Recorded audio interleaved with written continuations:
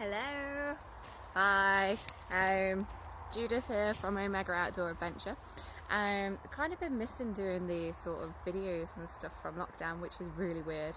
And being as though I am up at base camp getting ready for autumn camp this October half term, I thought I'd just film myself building some stuff.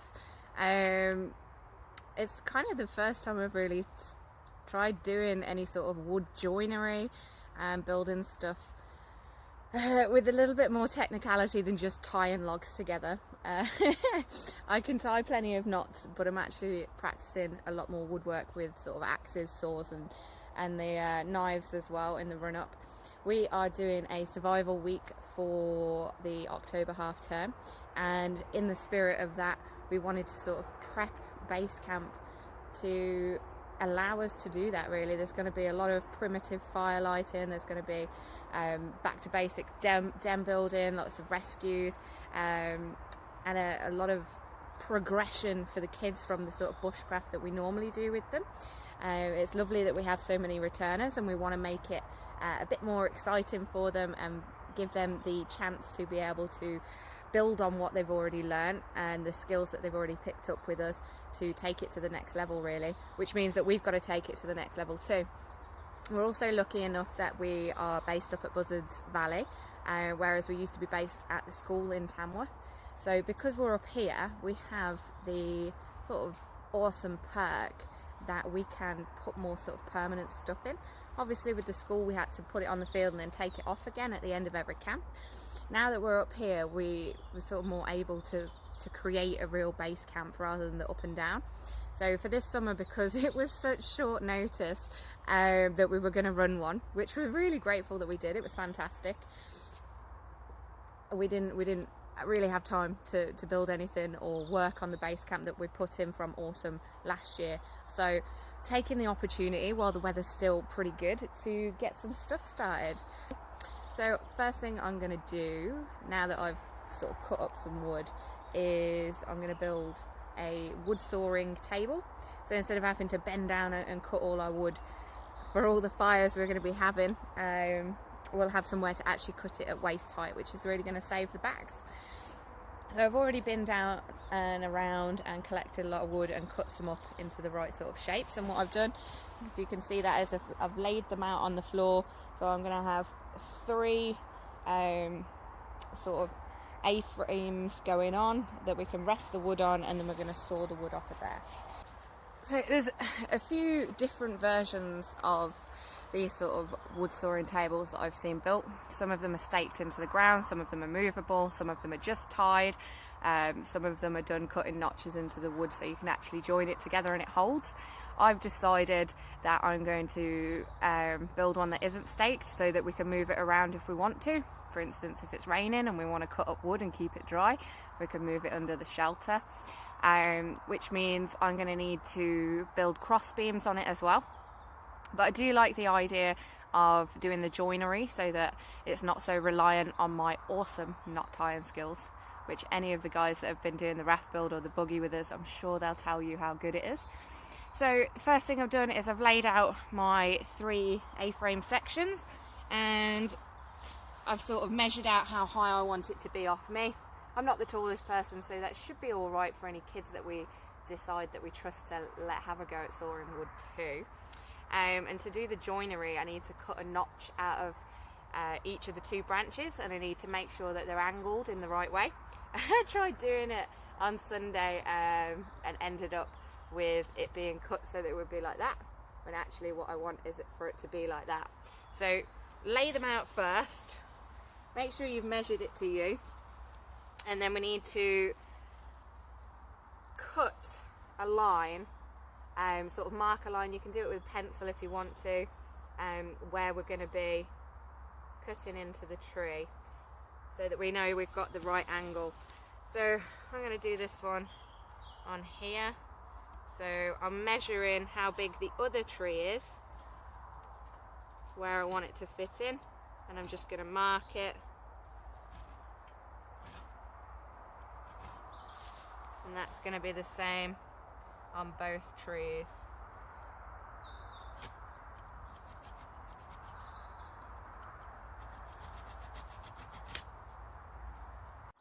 So once I've marked out my angle on my logs, I'm going to follow that, and I'm going to cut just less than halfway through the branch, and I'm going to do that on both sticks. And then these two I'm going to use to measure the distance on the other one, so that my wood can lay flat as I'm sawing it and it's not kind of on a wonk. So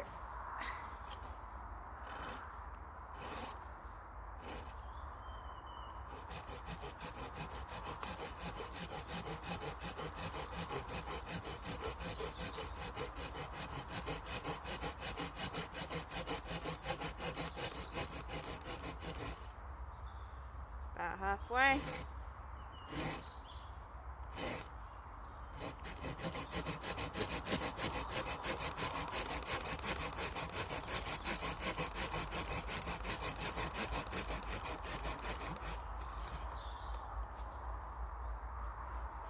And then instead of just trying to cut out this notch, I'm going to weaken it. So I'm going to cut another line in the center and cut it the same depth, so that when I'm trying to chisel it out with my axe, it's going to be a lot easier to break it, and I don't have to be as precise with my axe movements.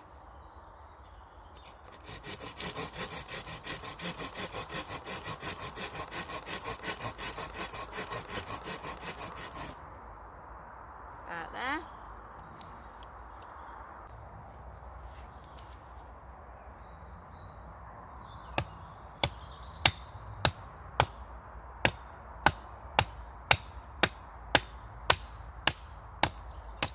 Oh yeah, you see that whole chunk just pop out then?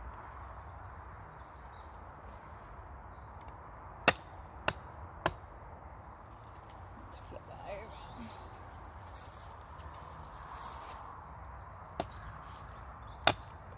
And again. Okay, so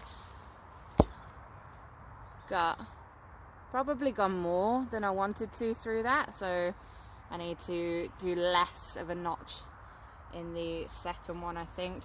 Otherwise I'm just going to totally weaken that, and it's going to be making it absolutely pointless.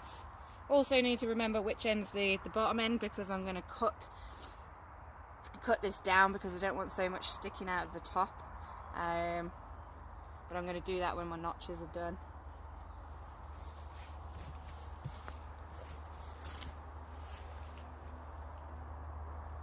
So you can see that that fits in, and it's almost all the way in as it is.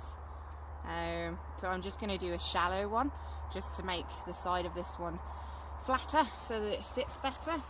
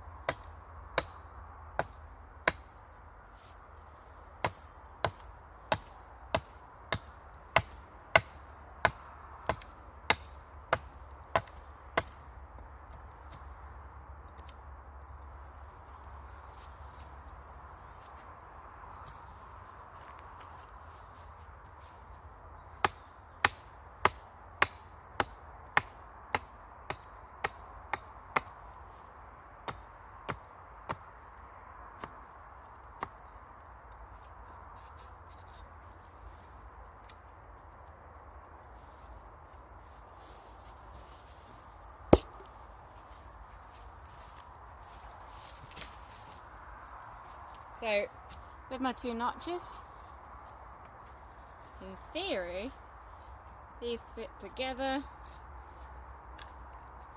which they do.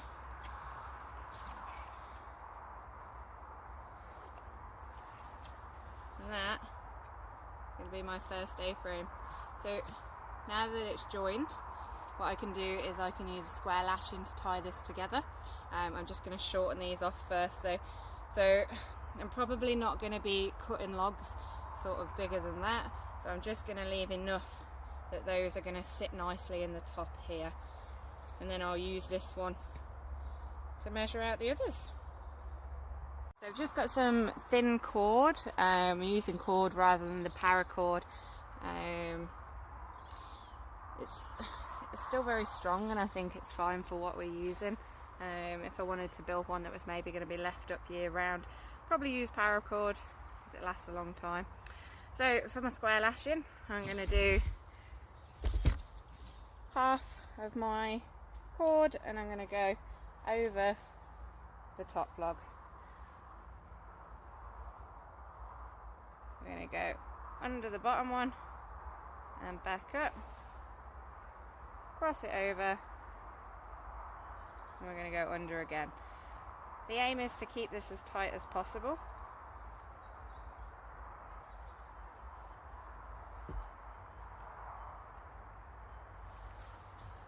I'm not going to do a full square lash, am I? Because there's no gap in between because I've joined them together. Okay.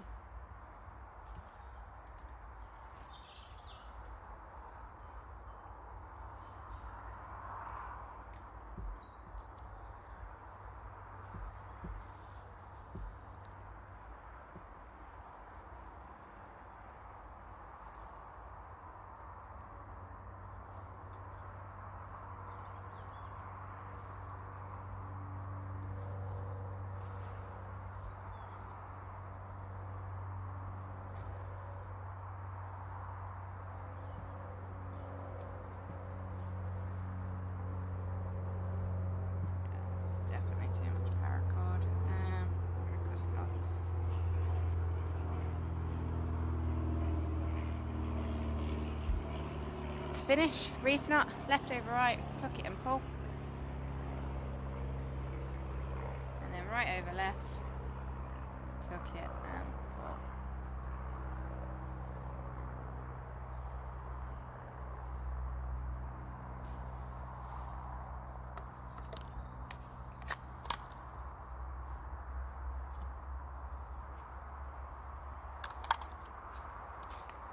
And I'm going to burn the ends as well. There's my first one, pretty sturdy. So I'm going to stand across. So I've got 2 more of these to do, and then we'll join them all together. So I've got my 3 A-frames, just prop this one up with another stick, and now I'm going to tie 2 bottom logs, 1 to either side, to put the 3 across, and then I'm going to make that a little bit more sturdy by putting a diagonal beam across. I might put one across this way as well. We'll see how sturdy it is, and then finish tying my knots. So it took me a while, but I did it. Look at that. That is my wood sawing bench. Shall we see if it works?